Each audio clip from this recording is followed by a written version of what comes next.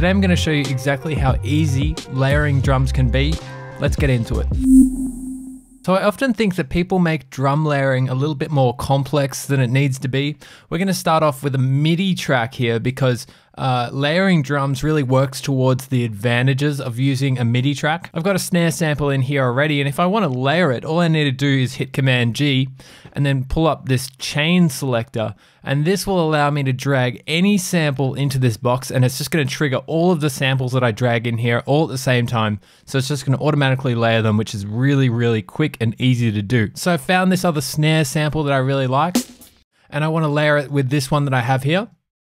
So I'm going to just drag that in here, and it's just going to play them both at the same time. How easy is that? So this just allows me to layer as many things as I want. I can just drag anything that I want into this little box here, and it's just going to trigger everything at the same time with the same MIDI note, just nice and easy and efficiently for you. We can also go ahead and solo things. We can mix things in this little section, turn down the volume, pan things left and right. We can also just swap anything that we don't like out and just really quickly just swap it out with something else.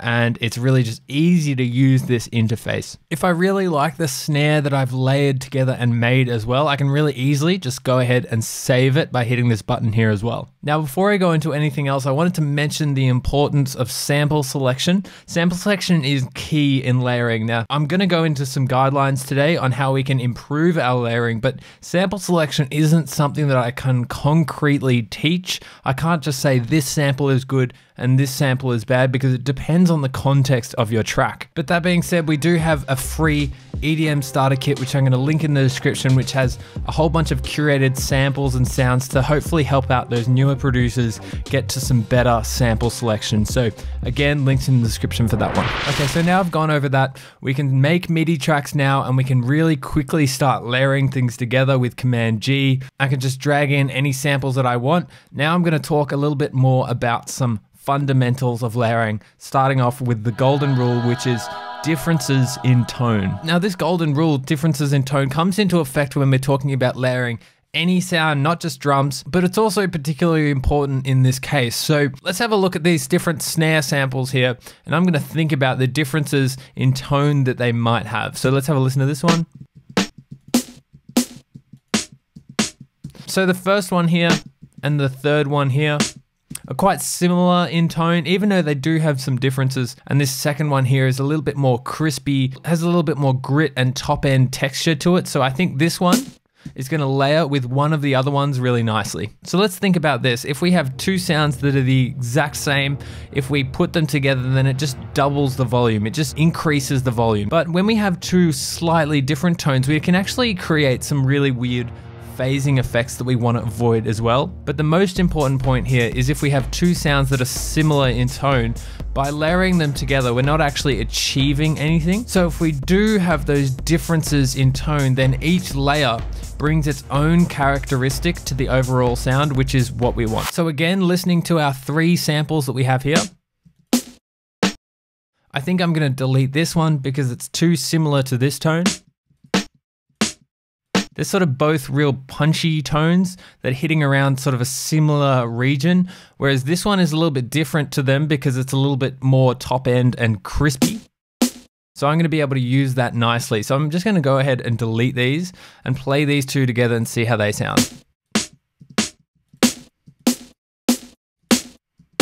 So when we're layering anything in particular, there's a few different regions of frequencies that we can occupy with the different sounds. So what I'm trying to do is listen for the strengths of each sound in particular and why I like that particular sound. So when I'm listening to this snare sound here, this compressed one, I really like the crispy top end to that sound. So what I'm going to do is actually get my EQ or my filter here.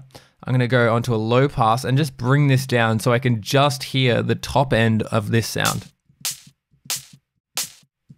And that's really the character that I'm trying to extract out of using this sample. And that way I can use this one as the main body of the sound.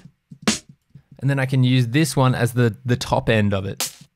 So putting them together, you make a nice overall tone. If I take this one away, if I put it back in there, You can see it's a huge difference just by adding a little bit of extra top end layering here. So you can think about the different regions of the frequency spectrum being, we can look for that top end crispiness. We can look for that mid-range punch. We'll also be looking for things like the thump in the low end when we're layering things like kick drums. And this also goes hand in hand with using different tones as well. So usually a different tone will also be a different range of the frequency spectrum. So I'm gonna put this into practice again and try one more thing. And I'm gonna use a kick drum as an example. This time I'm gonna try and layer a kick drum. And I'm gonna start by simply just getting some kick drum sounds that I like. I'm just gonna get as many as I want, and then we can sort of work backwards from there if we want to. So I've got this sound here. I kind of like the low end of this kick. It's kind of a nice thumpy low end. And one other thing I'm gonna try is looking for some breakbeat, old school kick drum sounds. That's kind of a nice kick there. And in this one, I'm just gonna choose a kick drum within the loop. Trying to find the cleanest one, so maybe this one. Let's have a listen to this. I think this one might work.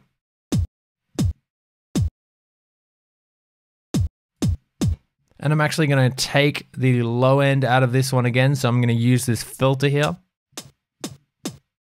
I've got a bit of that mid-range punch, and there's a bit of a top end hat in there as well. So I'm gonna try and layer that with this one and see how this goes.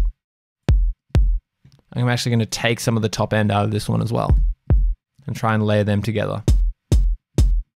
And maybe even put this one in there as well and see how this goes.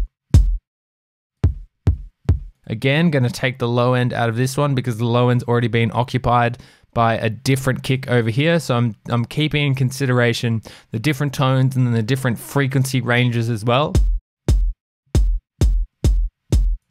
And then I can start mixing these together.